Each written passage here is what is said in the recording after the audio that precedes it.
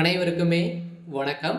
சற்று முன் கிடைத்திருக்கக்கூடிய ஒரு மிக மிக முக்கியமான செய்தி ஒன்று வெளியாகி உள்ளது. சற்று முன் நீதிபதியை நோக்கி செருப்பால் அடித்த திமுகவின் முக்கிய புள்ளி ரவுடி அதிரடி கைது, இது மாதிரி பார்த்தீங்கன்னா செய்திகள் வெளியாகிருக்கு.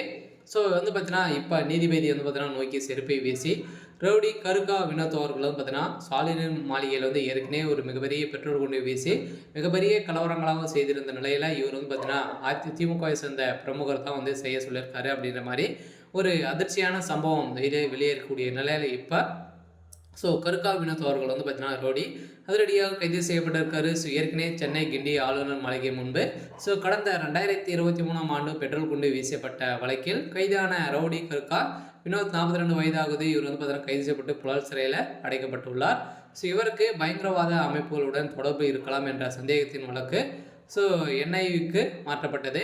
இதையடுத்து வழக்கின் விசாரணை பூந்தமல்லியில் உள்ள தேசிய புலனாய்வு சிறப்பு நீதிமன்றத்தில் நடந்து வருகிறது. இந்த நீதிமன்றத்தில் இந்த வழக்கு நேற்றைய தினம் விசாரணைக்கு வந்திருந்த நிலையில் கருக்கா வினோத் நீதிமன்றத்தில் ஆஜர்படுத்தியிருந்த நிலையில் அப்போது திடீரென கருக்கா வினோத் தன் காலிலிருந்த செருப்பை வீசி அவருடைய அடித்ததும் வீசியும் செய்த சம்பவம் தான் நீதிபதியை நோக்கி வீசினார்.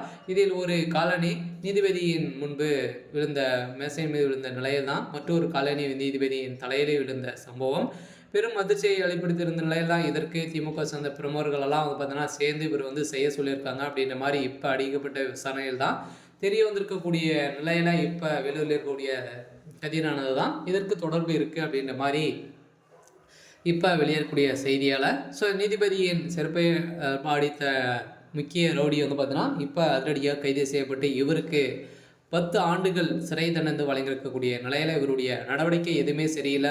திமுகவினுடைய ஒரு மிகப்பெரிய பின்னிருந்து இயங்கக்கூடிய ஒரு ரவுடியாக தான் இருக்காரு அப்படின்ற மாதிரி எதிர்கட்சிகள் அனைவருமே குற்றச்சாட்டி வந்திருக்கக்கூடிய நிலையில் இதனால் நீதிபதியும் நீதிமன்ற ஊழியர்களுக்கும் அதிர்ச்சி அடைந்த நிலையில் உடனே அங்கிருந்து போலீசார் கருக்கா வினோத்தை அப்புறப்படுத்தினர். அப்போது கருக்கா வினோத் இந்த வழக்கில் இருந்து தன்னை விடுவிக்க வேண்டும் என ஆபாசமாக முழக்கமிட்டிருந்த நிலையில் இதனைத் தொடர்ந்து பலத்த போலீஸ் பாதுகாப்புடன் கருக்கா வினோத் மீண்டும் புழல் சிறையில் அடைக்கப்பட்டார்.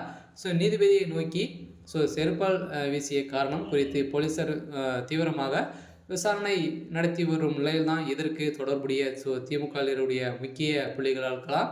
இதில் தொடர்பு இருக்குது அப்படின்ற மாதிரி தான் இப்போ இருக்கக்கூடிய நிலையில் அப்படி என்றால் வரும் காலங்களில் நீதிமன்ற வளாகத்துக்குள் நீதிபதியை தவிர மற்றவர்கள் செருப்பு அணியே தடை விதிக்கும் சட்டம் என உருவாக்கப்படும் அப்படின்றான் இப்போ பரவலாகவே மக்களிடையே ஒரு பேசும் பொருளாக மாறியிருக்கு. இருந்தாலும் இதில் திமுக சேர்ந்த முக்கிய பிள்ளைகளுக்கு தொடர்பு இருக்கலாம் அப்படின்ற மாதிரி தான் இப்போ வெளியே இருக்குது.